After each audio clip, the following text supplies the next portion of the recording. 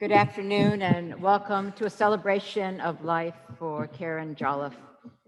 We're so glad that you're here today, and on behalf of her beloved Phil Guerra, I would like to welcome you. So in the spirit of Karen, feel at home.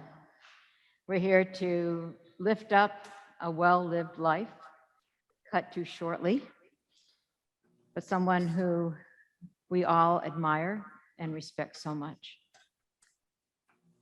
And so we want you to feel at home because that's what Karen would want. We're here to grieve, but we're also here to have a lot of joy. Because again, that's what Karen would want. And so be at home and let yourself feel loved. Let yourself feel open. Let yourself remember. Smile, even through the tears sometimes. Let yourself feel the presence of Karen's spirit, which remains with us still, and in such a way that we might live on her legacy in our own lives. I want you to know that there are people joining us from all over the place on Zoom. So this service is on Zoom, and I want to thank our video producer who was able to, Chuck Rosenthal, get the cameras and Zoom to all work so that people on Zoom can have a full experience of this service. If you see me checking my iPhone now and then during the service, I am not checking the baseball scores, which I know Phil would not mind and he would expect me to report on. But I'm checking to make sure everything's going right so that we can have people have a full experience of being here. I mean, how wonderful is it that we have technology that allows people who could otherwise not be in the room to participate in this important day. And what a beautiful day it is. So fitting of Karen. The light and the warmth today is a complete embodiment of who she was and of how she lives on in us and in eternity. So wherever you're from, whatever you brought through with you that door, let just know you are welcome. And let this memorial and celebration of life be to you what it needs to be as we pay tribute to Karen Jolliffe.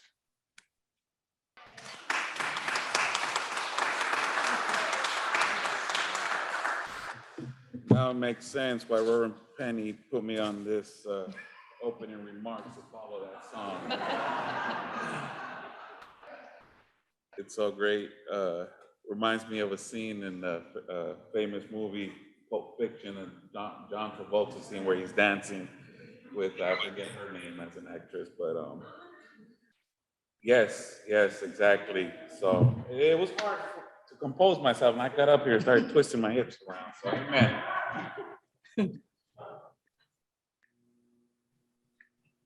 We had earlier in the year a small, beautiful, intimate service out in the Memorial Garden for Karen.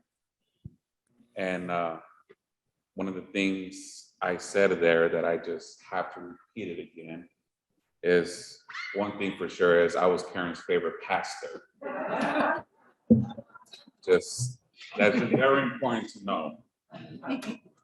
I was truly her favorite pastor, and I mean, I was just a great presence for her all the time.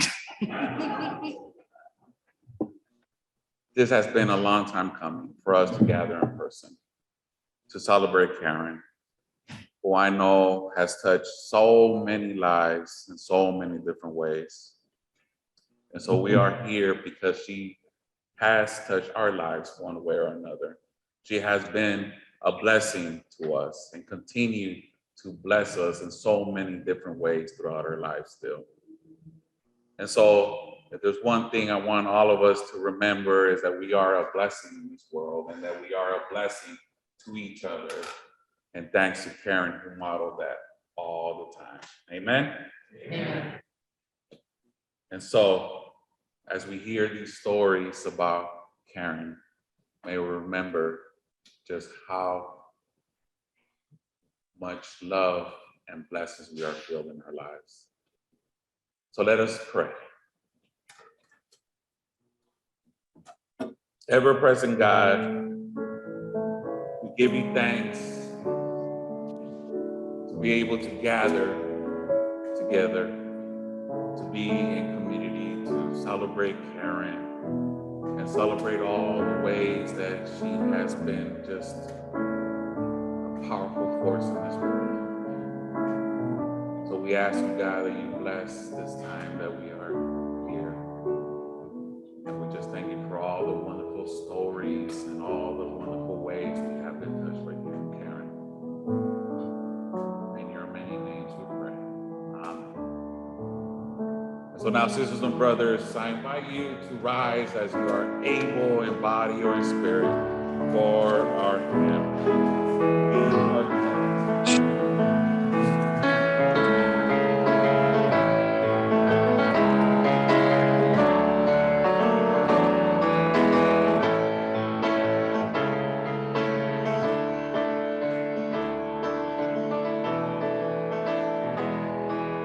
Come, live in the light.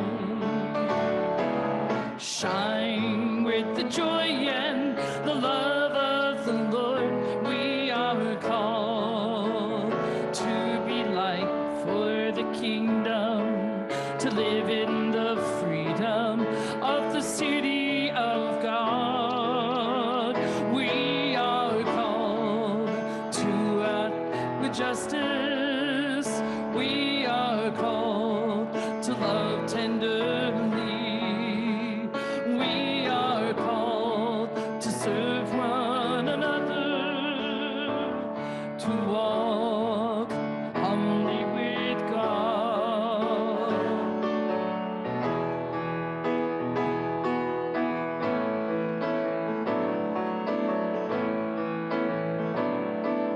Come, open your heart.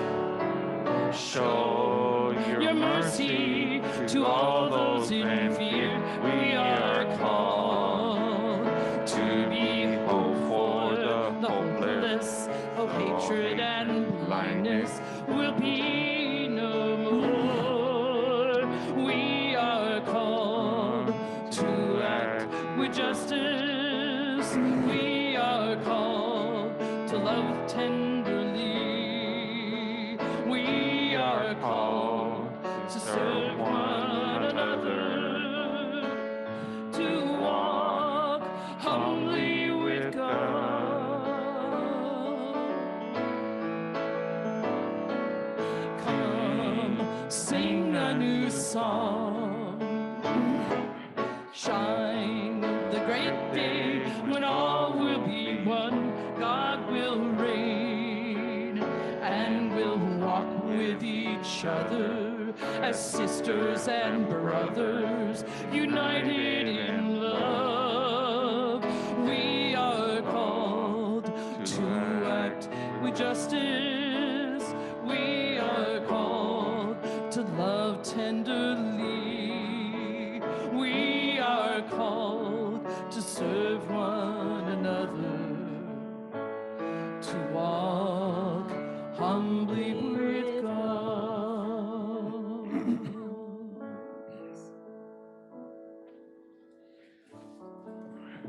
Hopefully, if you didn't know that song beforehand, you learned some of it.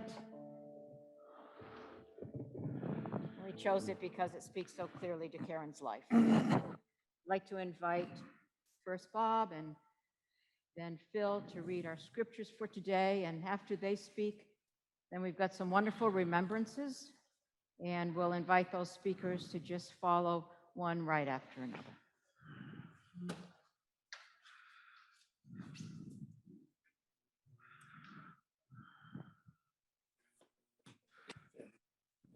These beloved and familiar words of Psalm 23 provide comfort and reassurance that God is good and worthy of our trust. God comes alongside each of us, entering into our own suffering and grieving in empathy. Psalm 23. The Lord is my shepherd. I shall not want. He maketh me lie down in green pastures. He leads me beside still waters. He restores my soul. He leads me in the right paths for his name's sake. Though I walk through the valley of the shadow of death, I fear no evil. For you are with me. Your rod and your staff, they comfort me. You prepare a table before me in the presence of mine enemies. You anoint my head with oil. My cup overflows. Surely goodness and mercy shall follow me all the days of my life, and I shall dwell in the house of the Lord forever.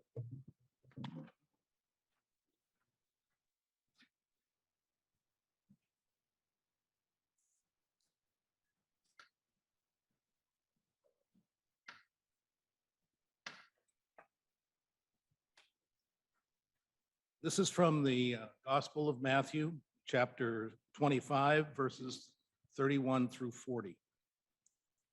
When the Son of Man comes in his glory and all the angels with him, then he will sit on the throne of his glory. All the nations will be gathered before him, and he will separate people one from another as a shepherd separates the sheep from the goats. And he will put the sheep at his right hand and the goats at his left. And then the king will say to those at his right hand, "Come, that you are blessed by my Father, inherit the kingdom prepared for you from the foundation of the world. For I was hungry, and you gave me food. I was thirsty, and you gave me something to drink. I was a stranger, and you welcomed me. I was naked, and you gave me clothing. I was sick, and you took care of me. I was in prison, and you visited me." Then the righteous will answer him, "Lord, when was it that we saw you hungry and gave you food, or thirsty and gave you something to drink? And when was it that we saw you a stranger and welcomed you, and naked and gave you clothing? And when was it that we saw you sick or in prison and visited you?" And the king will answer them, "Truly I tell you, just as you did it to one of the least of these who are members of my family, you did it to me." Thus ends the reading.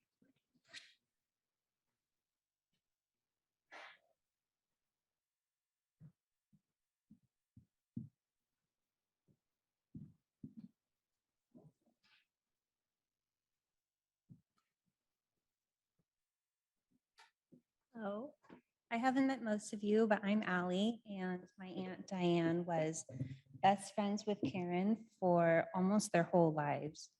She's not able to make it here today because of another family emergency, but she did write a eulogy that she asked me to read in her place.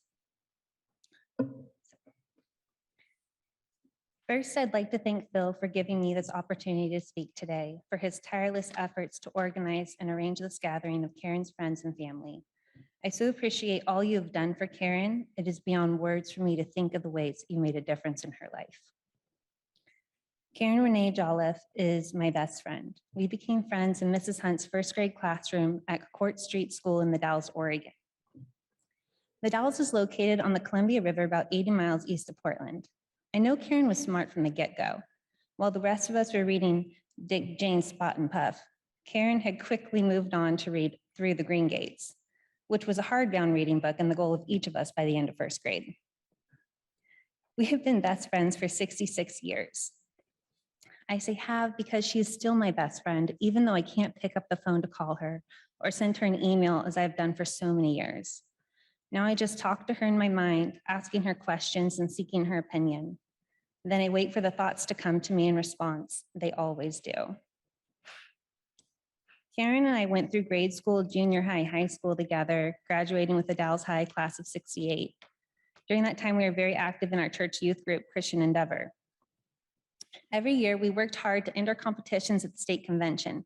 We worked very hard and we often won.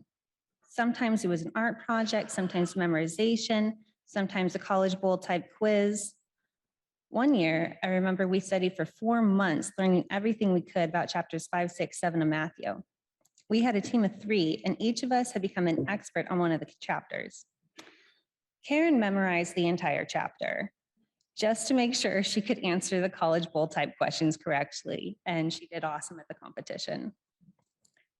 Karen's mother and my mom worked together at the Wasco County Courthouse. My mom was a deputy sheriff, and Karen's mom worked in the tax office.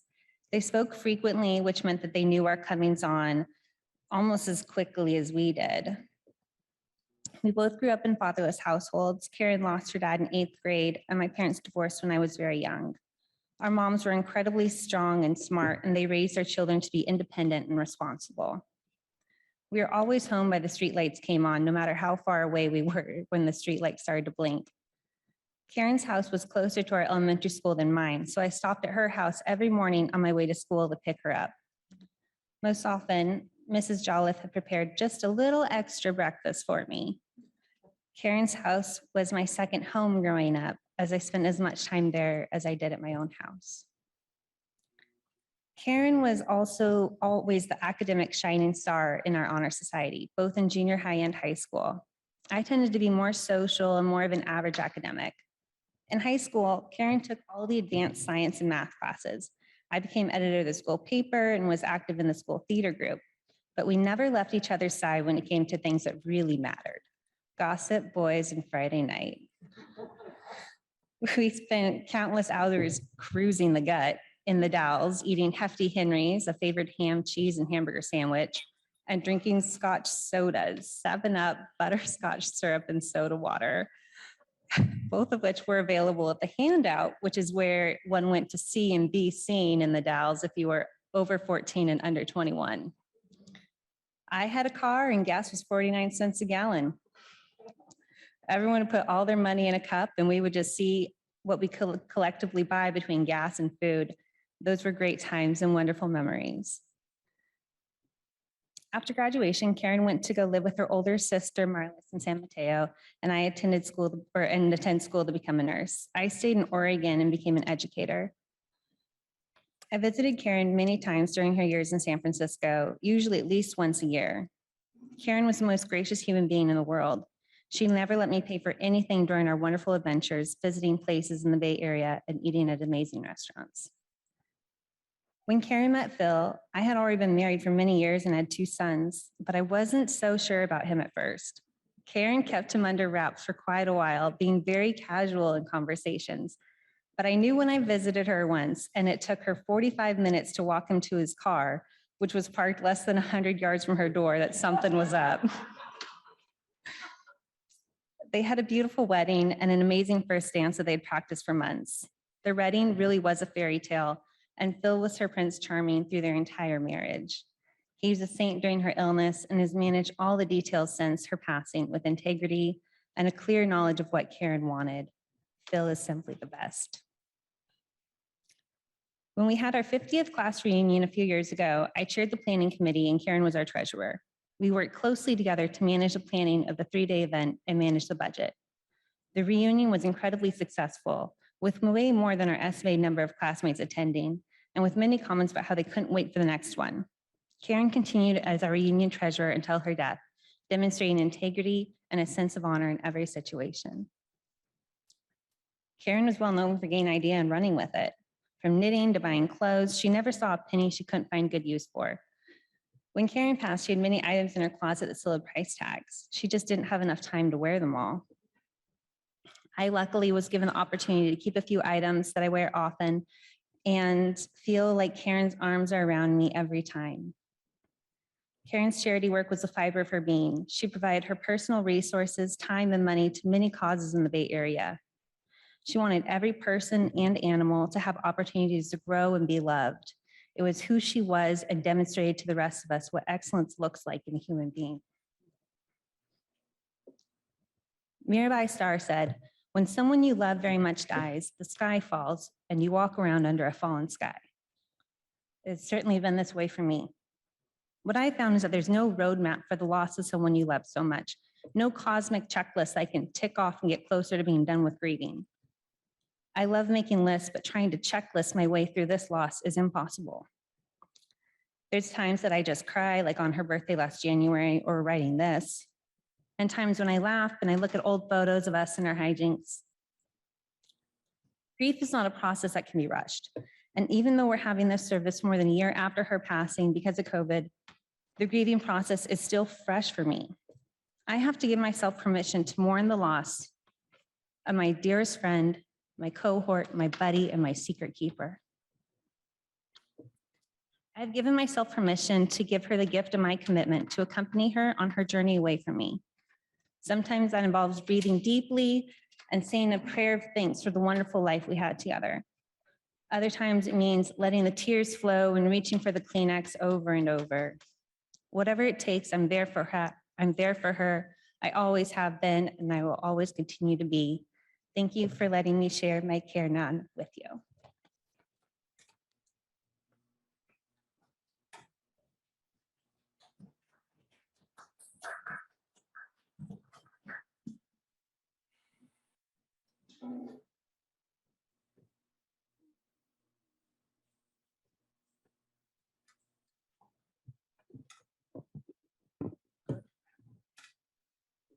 Thank you. Good afternoon, everyone, and thank you, Ally, for sharing Diane's wonderful thing. I think we all really loved it. I'm Darlene Schumacher, a friend of Phil and Karen's. Thornton Wilder said, "The highest tribute to the dead is not grief, but gratitude."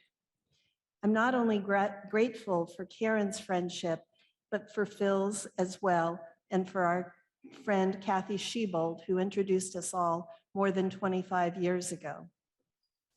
Kathy and her husband Otto would host dinner parties that we would end up having a delicious dinner and then play games. We all laughed, especially with a game called Pass the Pigs.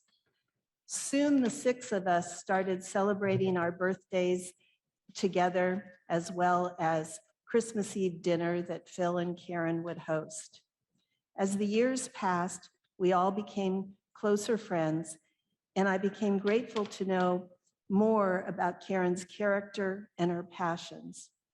If you think of Karen's name, you get K for kind, because Karen was always thinking of ways that she could help someone, or A for active, because she was very busy at her job at UCSF, and she was a very busy active volunteer. R for reliable, but also for retail therapist.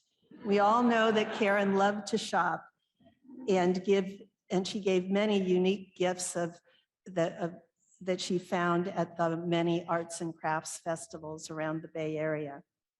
And N for nice. Well, nice and soft-spoken, except maybe if she started talking politics and her voice got a little louder and more passionate. Karen was very generous.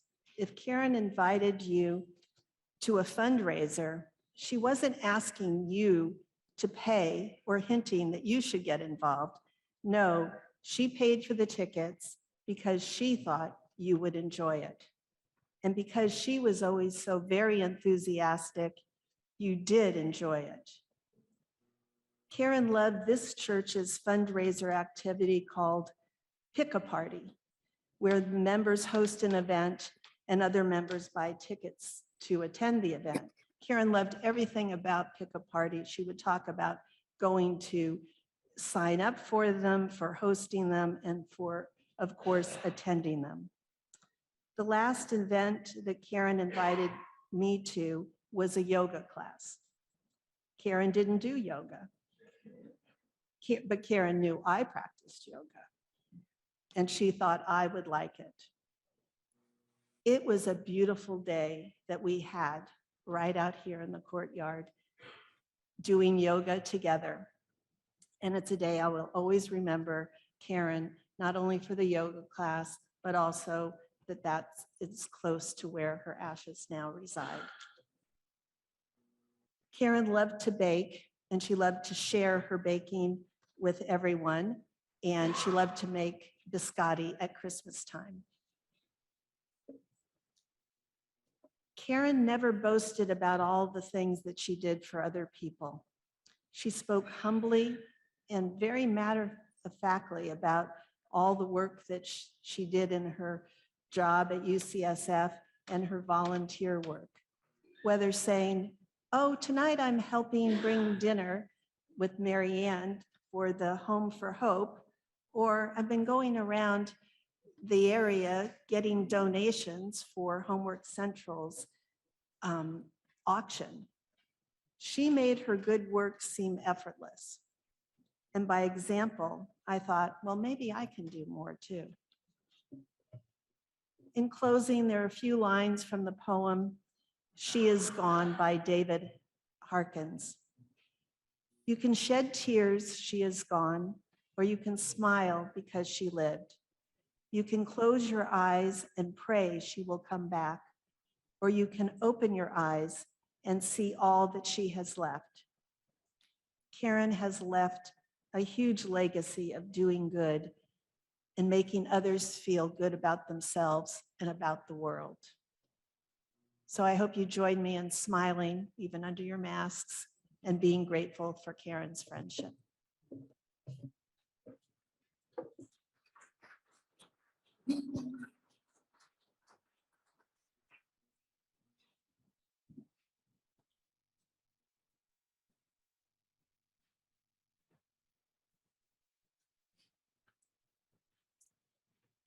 I feel very privileged to share a few thoughts with you about Karen. Karen and I were dear friends for 46 years.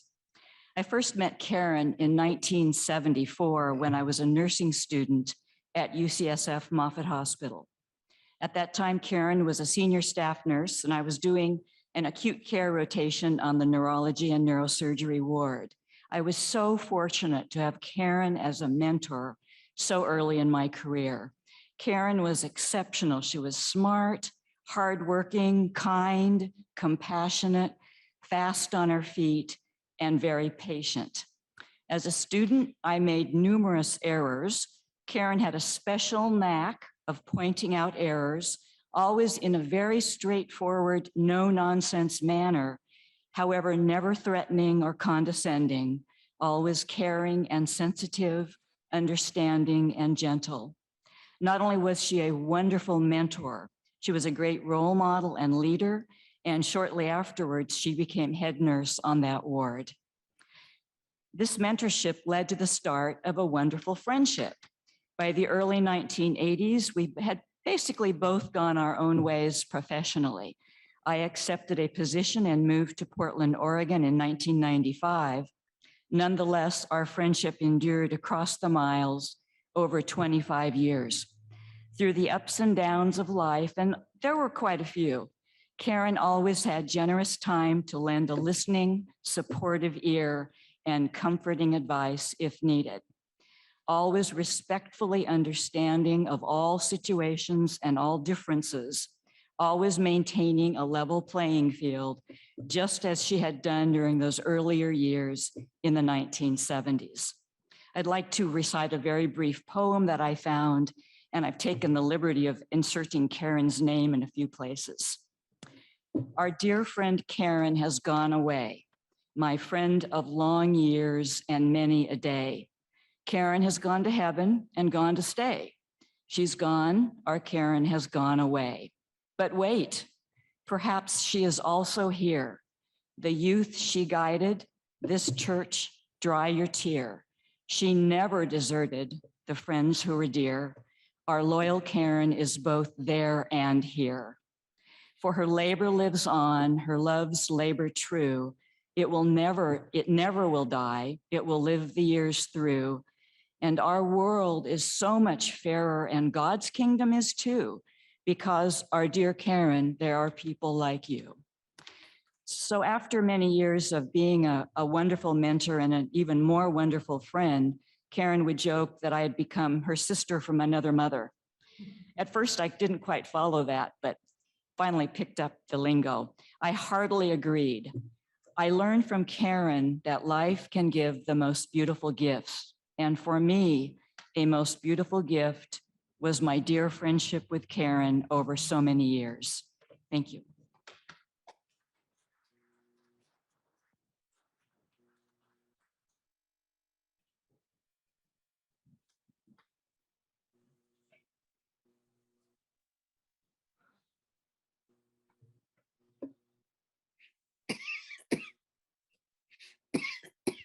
So I'm Betsy Woodward, a retired minister from the church here.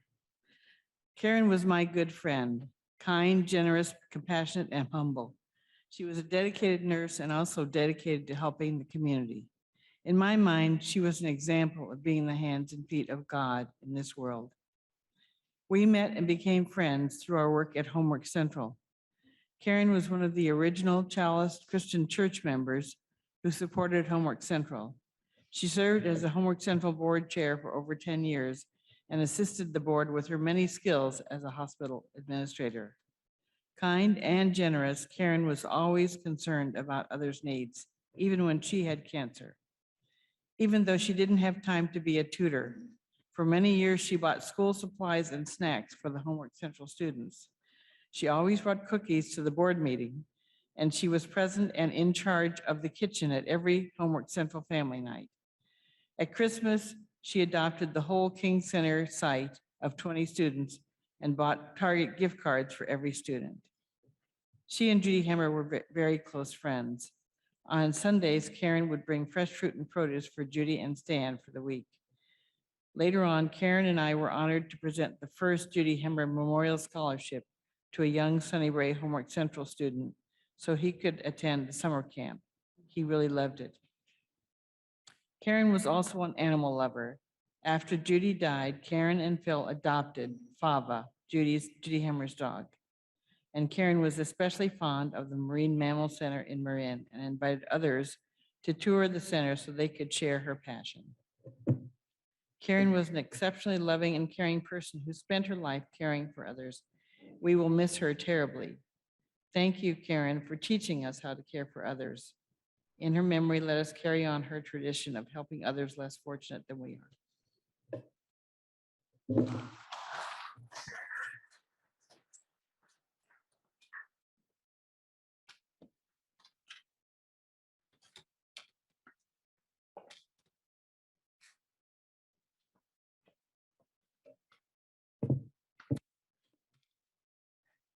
I feel privileged to be here today to honor the memory and legacy of Karen Jolliffe.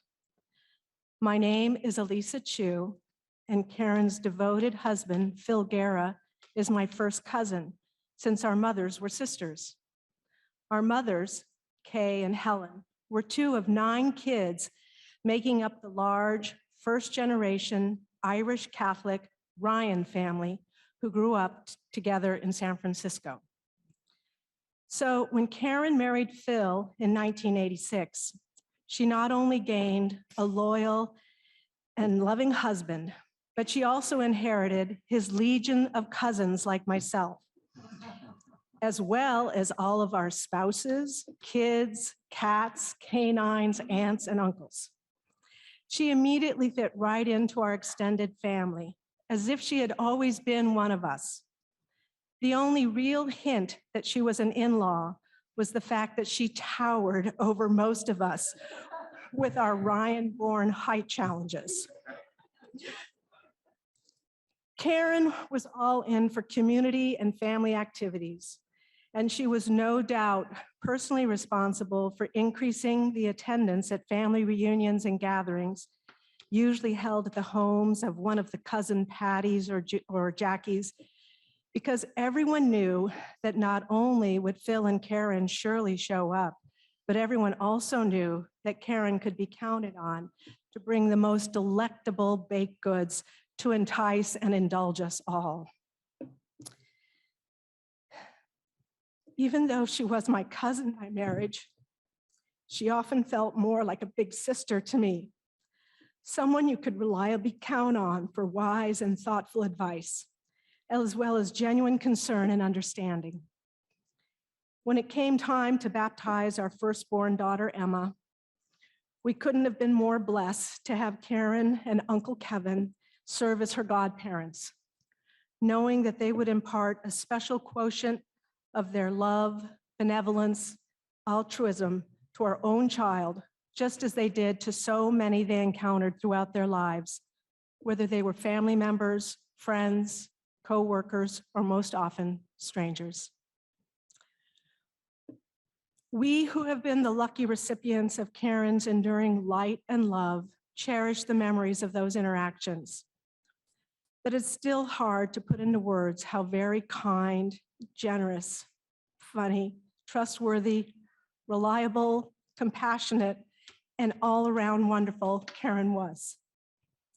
However, I found a quote from St. Francis of Assisi that strikes me as especially appropriate, given how much St. Francis and Karen both loved animals and how they both modeled caring for those least among us.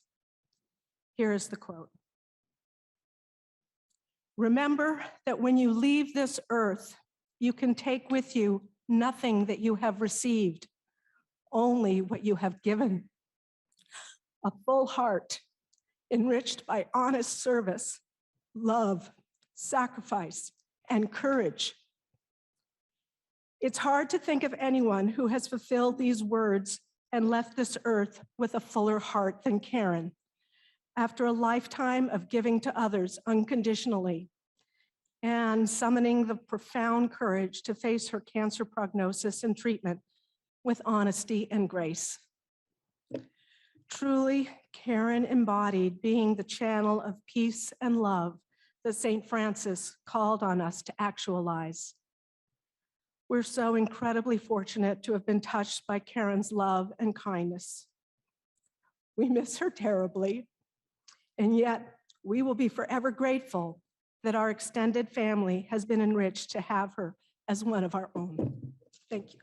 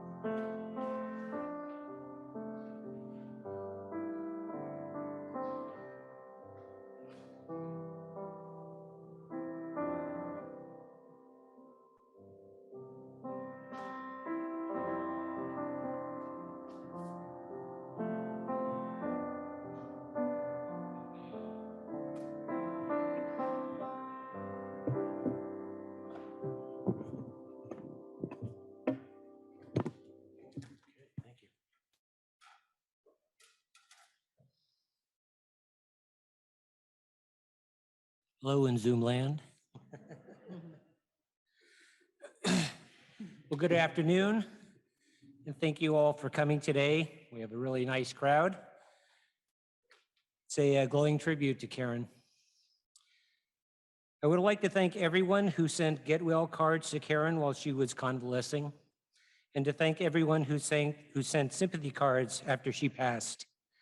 The messages of hope and support were very important and meaningful to both of us. Karen had a profound Christian faith. She did not proselytize her beliefs, rather she practiced what she believed to be the ways of charity, righteousness, and love of all animals and humanity. She often said that her faith mantra was summed up from a portion of the Bible passage of Micah 6:8. What do the Lord require of thee but to do justly and to love mercy and to walk humbly with thy God? Karen loved attending church and rarely missed a Sunday service.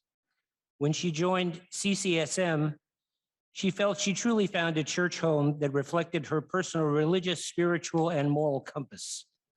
Like Karen herself, this congregation is a body that is accepting of all people. Most importantly, it has a foundational message that believes in and acts towards and for social justice. Karen made many friends here at CCSM. None was more important than the person she derived tremendous inspiration from, and that was her friend Judy Hemmer. Right across from us in the beautiful Memorial Garden, you will find Karen in the columbarium wall next to her good friend Judy. On a lighter note, I would like to say that I am a San Francisco native and a lifelong San Francisco Giants fan. Judy Hemmer, although legally blind, was a sports fanatic. Her favorite sport was baseball, and her team was the San Francisco Giants. Over the years, we were together, Karen and I would go to baseball games with me. She always reminded me that the only time I ever drove fast is when I wanted to get to a game. But then she would always tell me, slow it down, hell rat.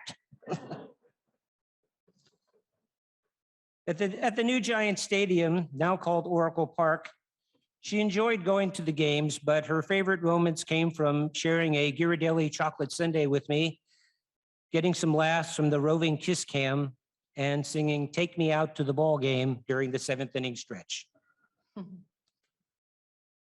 Karen worked at many different capacities at UCSF. She was employed there for over 40 years. When we met, she was the head nurse on the 8 East Neurology Neurosurgery Unit. She was a dedicated nurse and manager who practiced the highest standards of patient care. She was also an active officer in the local chapter of Sigma Theta Tau, which is an organization that promotes excellence in education for nurses. What Karen seemed to enjoy about work was that it always brought with it opportunities for problem solving, endless challenges, and chances for career advancement. During her years at UCSF, she was a nurse, an administrator, the nursing representative when the hospital changed over to the electronic medical record system. And lastly, she was an IT system analyst. Karen was financially very generous to many, many, many charities. I cannot begin to name them all, but a few of the standouts were the San Francisco Marin Food Bank, Guide Dogs for the Blind, Greenpeace, the World Wildlife Fund, Habitat for Humanity, and Homework Central. Karen was a board chairperson for Homework Central for many years. She devoted a great deal of time and energy to help that organization grow and be successful in its mission of creating educational opportunities for at-risk children of the North San Mateo area.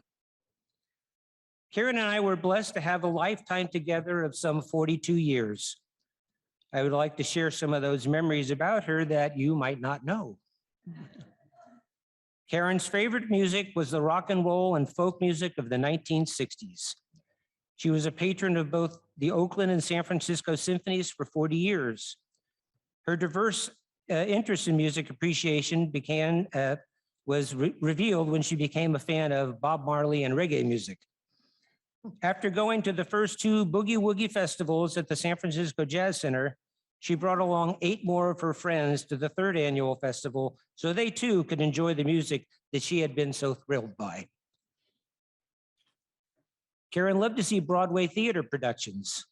In fact, she went to New York on a number of trips with her friends Nancy, Carol, and Bobby to do just that, to glow in the bright lights of the Big Apple and go to Broadway shows.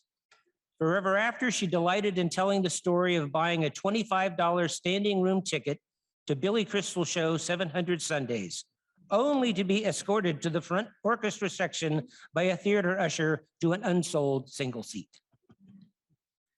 In San Francisco, we went to many SHN Broadway productions. Her favorites that she saw on multiple occasions were The Phantom of the Opera, The Lion King, Jersey Boys, and Hamilton. With movies, she graduated to action films. She loved James Bond movies, Star Wars, all things Star Trek, be it movies, TV, and with all the various spin-offs. Aside from her Star Trek addiction, when she was at home, she enjoyed watching comedies like I Love Lucy, Laverne and Shirley, and Seinfeld. She loved action, spy, and detective type shows like MacGyver and Magnum PI. She also liked law enforcement dramas like Blue Bloods and just about anything NCIS. Her all-time favorite show had to be Murder, She Wrote with Angela Lansbury.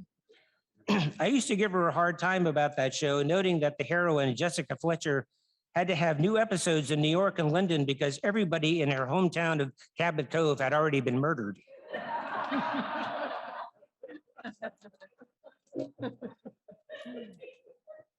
We had a number of pets that I suppose were our surrogate children. Of the dogs, there was Alvin, Char, Maya, Cinder, and Fava. Our only cat is Mr. Miyagi, and he is still the beast of the house. All of them brought us umpteen amounts of laughter, joy, and happiness. Each was a wonderful being with its own individual personality. The majority of the dogs lived long, full lives. When the time came for our four-legged gifts to move on to the great dog park in the sky, we shared heavy hearts and shed rivers of tears. Now, Karen did not really like to cook, so she passed that duty on to me. She was a brave soul to endure my very basic trial and error cooking skills. However, she loved to bake. Baking was definitely her culinary gift. She baked many wonderful birthday cakes. Her glory on the 4th of July was a yummy peach pie. For Christmas dinner at the Wilsons, where we have gone for many years, she often baked a killer chocolate cake, or her specialty secret cake deemed by Mr. Kames Schatz as the brain cake. Karen's favorite holiday was Christmas. For her, she would have preferred that every day was Christmas.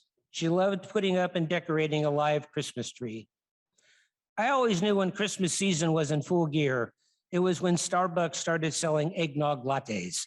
I think she would drink 2 a day. Christmas was always on her mind because throughout the year, she would go shopping to Penny's, Ross, Target, and Macy's. She would always emerge from her shopping adventure with bags of socks and underwear to be distributed at Christmas time to the Maple Street shelter in Redwood City, which she liked to support. For a number of years, Karen and I would work many evenings creating Christmas goodie bags for all the men and women living at the shelter. Karen loved giving gifts, and she believed that everybody needed some Christmas cheer.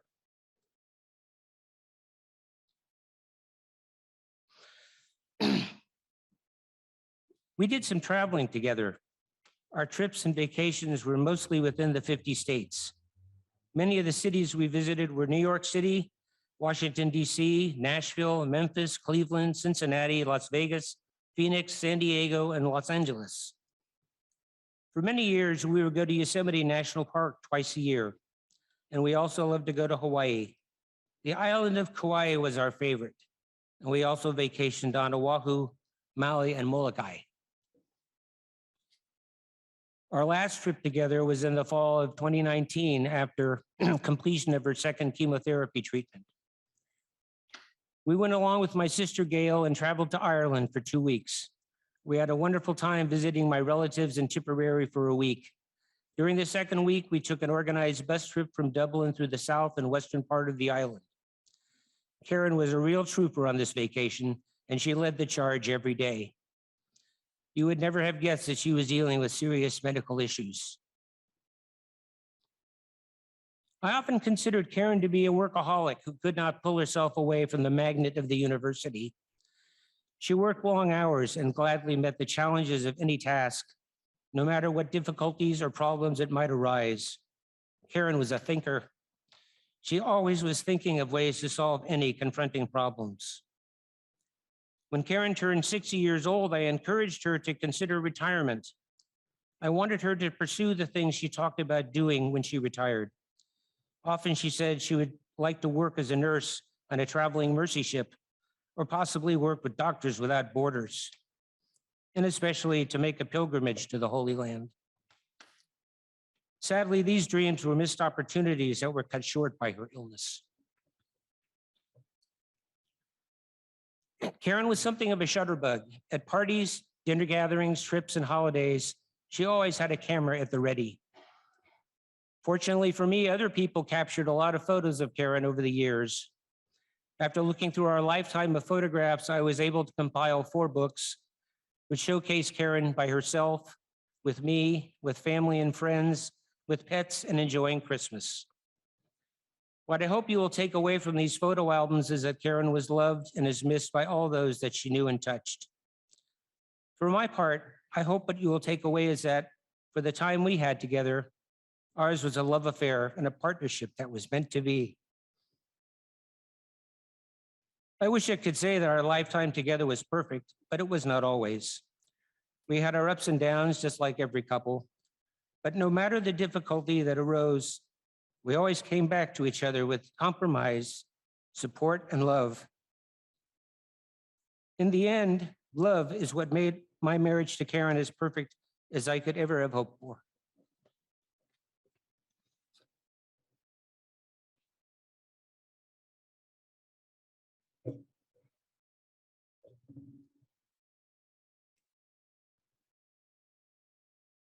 On August 5th, 2020, the night Karen passed away, I know she was watching a TV station that broadcasts Murder, She Wrote from midnight to dawn. I think she decided that she and Jessica had solved their last case together and she could finally rest. I found her at 5 o'clock in the morning, sitting upright in bed with a look of peace and contentment on her face. Karen Renee Jolliffe was the love of my life. I've said it many times before, and I will say it again. I was a very lucky man. Finally, pardon me, I'd like to close with the words of George Harrison and Ringo Starr from their song Photograph. I can't get used to living here while my heart is broke. My tears I cried for you. I want you here to have and hold as the years go by and we go old and gray. Every time I see your face, it reminds me of the places we used to go. But all I have is a photograph and realize you are not coming back anymore. Thank you, Karen, my love. We had a fabulous journey together.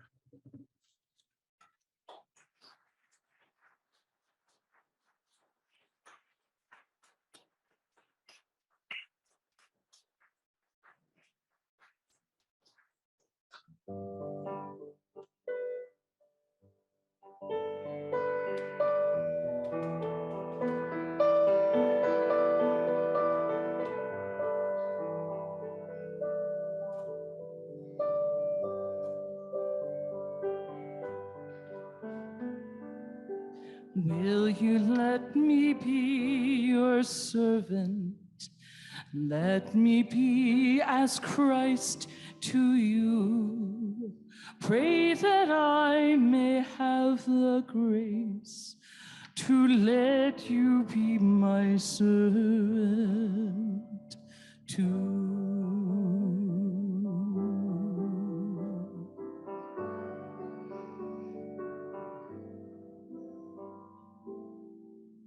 We are pilgrims on a journey.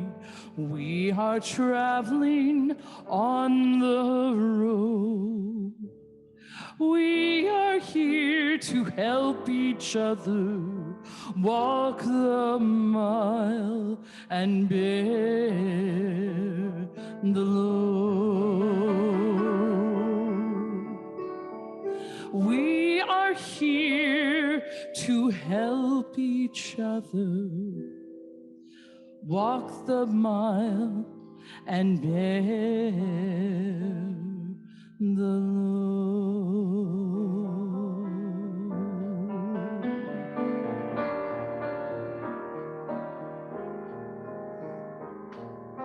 I will hold the Christ light for you in the night time of your fear. I will hold my hand out to you, speak the peace you long to hear.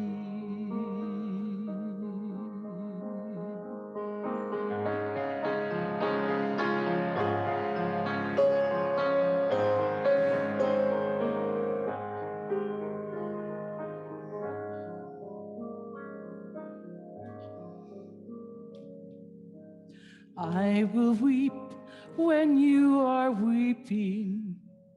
When you laugh, I'll laugh with you. I will share your joy and sorrow till we've seen this journey through.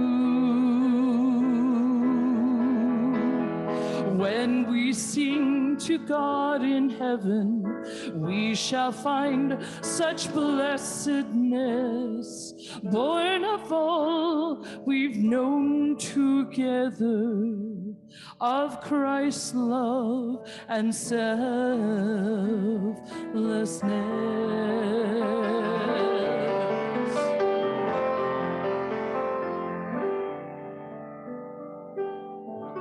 We are here to help each other walk the mile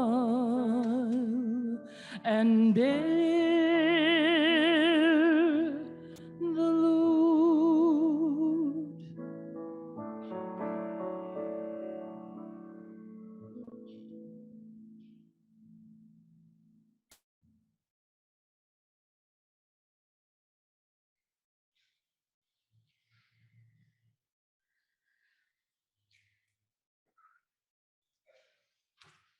I can't imagine a more fitting song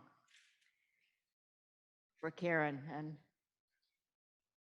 how each of us in this place can be a servant to one another. Carry the light for each other. So thank you, Melanie, for that incredible rendition of that song in Karen's honor. We're going to take just a few moments today and open the floor if people would like to share anything. I think so many wonderful things have been said, but there might be just one or two of you who, or three or four who just think, I can't, this service can't end unless I say this. And I'll ask you to keep it brief. And if you forget and, keep going, I'll just gently put my hand on your shoulder and lovingly, in a loving way, push you away from the mic. No, I'm just kidding. I'll be firm and gentle like Karen. So are there just a few who would like to say a word or two?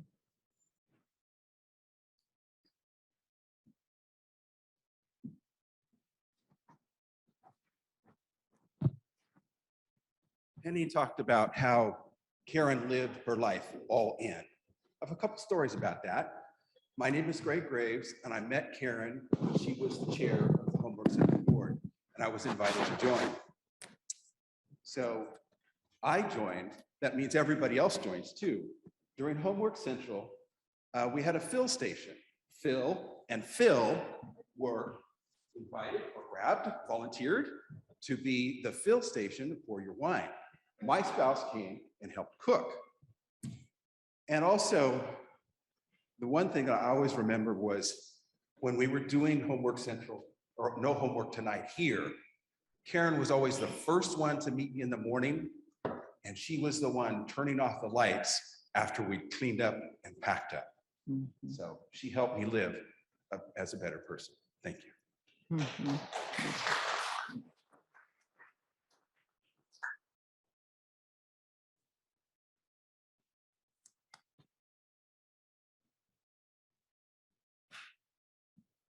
So I don't know if Karen loved coins or if she hated coins, but I do know that she accumulated coins. After her passing, Phil combed through their house and found jars and jars and cans and boxes and boxes of coins. He decided to donate them all to Homework Central and asked Betsy and me to sort, count, and put them in coin rolls in order to deposit them in the bank. And of course, we gladly accepted. There were pennies, nickels, dimes, quarters, half dollars, and an assortment of dollar coins, Susan B. Anthony, Sacagawea, presidential coins, and of course, the large Eisenhower dollar. Several weeks later, we made our second deposit into the Homework Central account for a total of nearly $2,700, all in coin. I don't know if Karen loved coins or hated coins, but I do know that she accumulated coins. And thank you, Phil and Karen from Homework Central.